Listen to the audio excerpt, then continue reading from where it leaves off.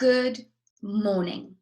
It's Tess Day here, and it's my chance to say hello to you and welcome you to Celebrating Womanhood, the event that's me, Mia, and Donna, have been planning for the last few months, actually, since I think the end of 2019. So finally, it's here, and now we're doing it online. So, you know, how amazing are we all that we can pivot this way and just flip it and embrace the change.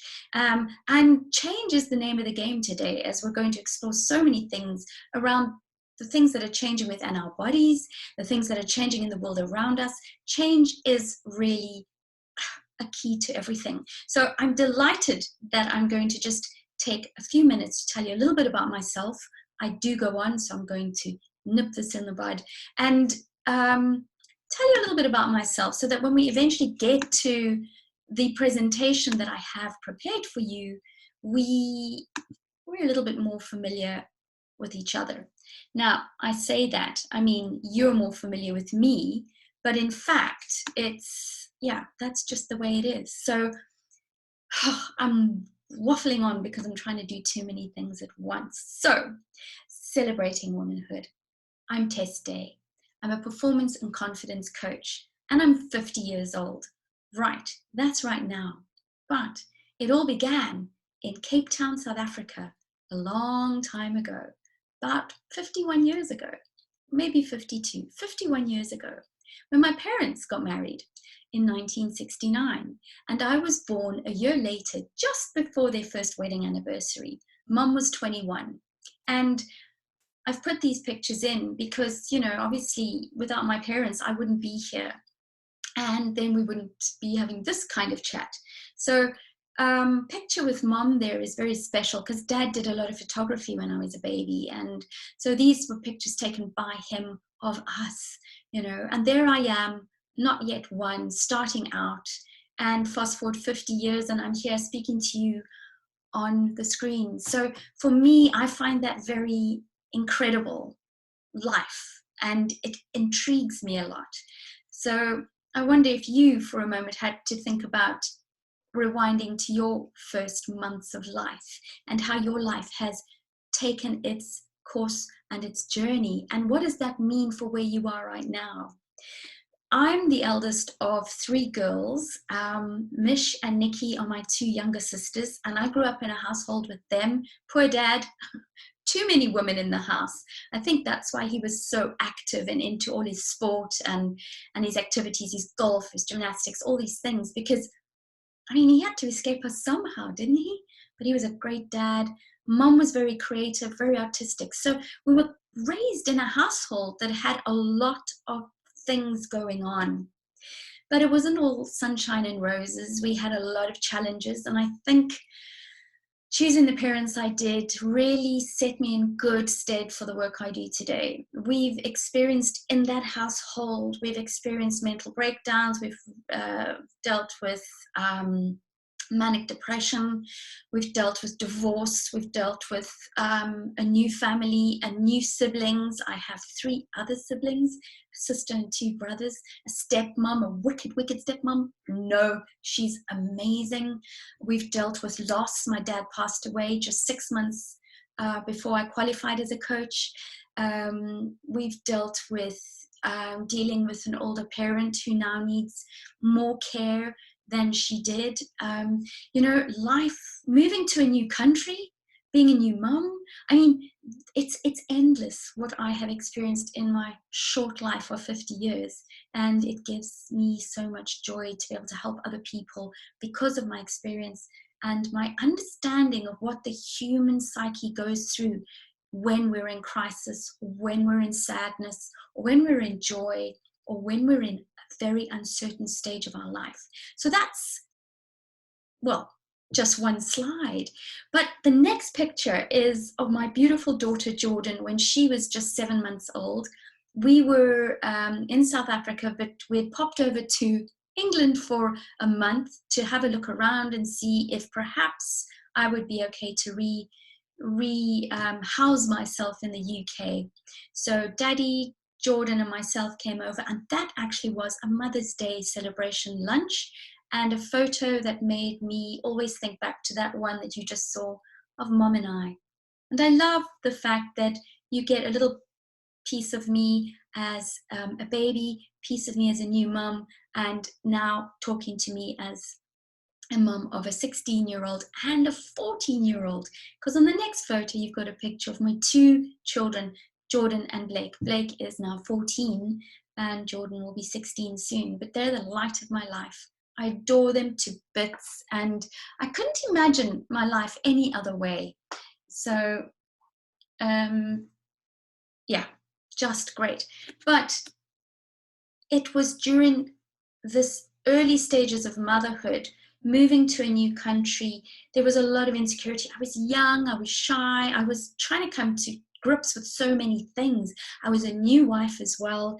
Everything was on top of, and I think, if you have gone down the children route, you know what I mean, when everything's just unknown. The only difference for me was there was no family. There was nobody around who I could have called and say, help, come help me. I don't know what I'm doing. I just had to figure it out by myself.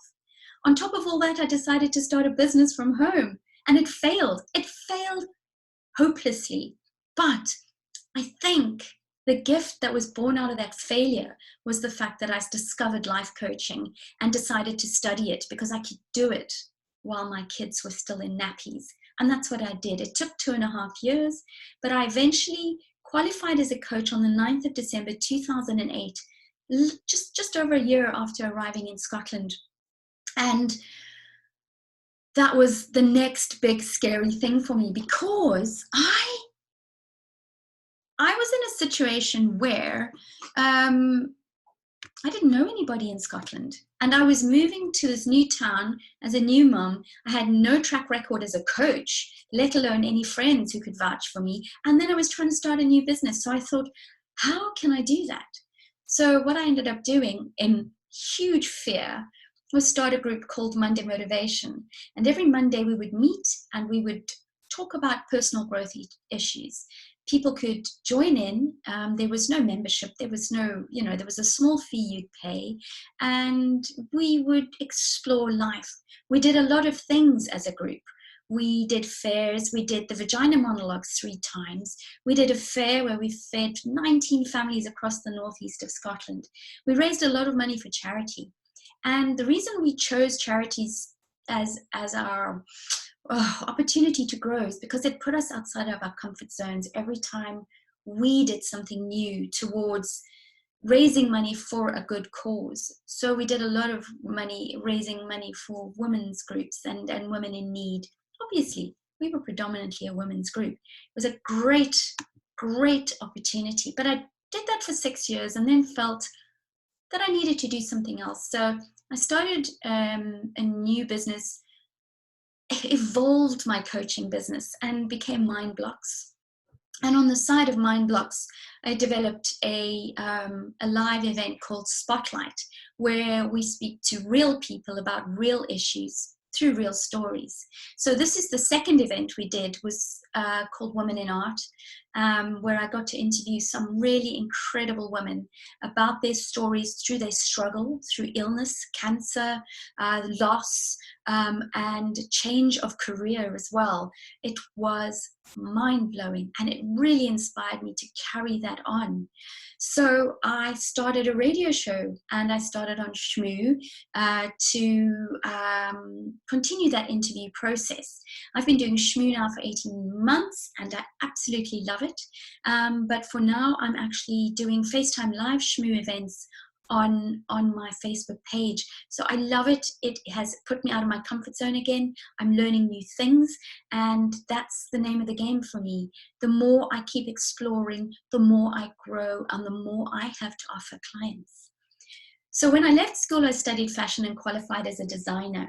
25 years after that, I get the opportunity to design a pageant dress for Lana Stott, who is Mrs. Scotland, going off to Vegas to present herself in the Mrs. World pageant. I designed this dress 25 years ago. I got to apply each and every single Swarovski crystal to that dress.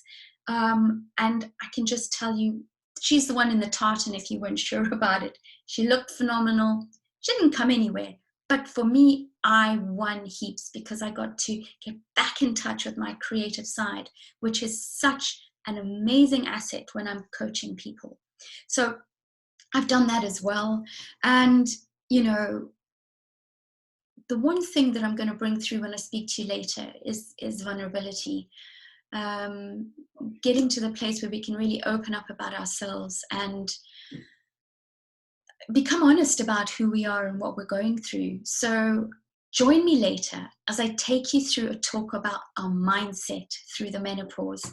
And I hope that it's everything that you imagined it would be. Please remember that you can get in touch with me at any time. But for now, this event is over and I am going to speak to you later. So enjoy the rest of the events. And I think Donna's up now and she is going to be talking to you about nutrition and wellness. So enjoy.